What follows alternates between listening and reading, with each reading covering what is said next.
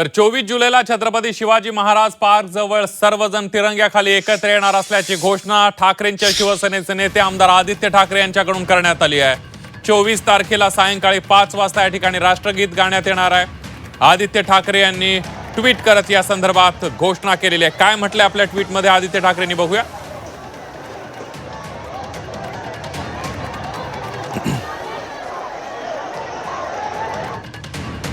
छत्रपती शिवाजी महाराज पार्कवर शुक्रवारी राष्ट्रगीत गाण्यासाठी सर्वांनी संध्याकाळी 5 वाजता एकत्र यावं।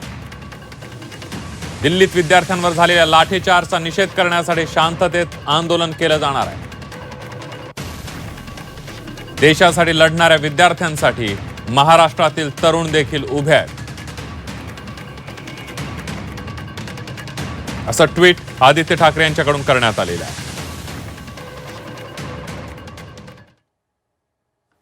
आणि त्याच्या विरोधात 24 जुलैला म्हणजे परवा दुपारी 4 वाजल्यापासून आम्ही तिथे सगळे एकत्र येणार आहोत शिवतीर्थावर। मासाहेब मीनाताई ठाकरे माझ्या आजी त्यांच्या पुतळ्याच्या तिथे। आणि फक्त एकच, सगळे राजकीय पक्ष कुठचेही झेंडा न घेता हातात सगळे राजकीय पक्ष एकत्र येणार आहेत आणि राष्ट्रगीत गाणार आहेत, तिरंगा घेऊन येणार आहेत। थांबवायचं त्यांनी थांबवा आम्हाला।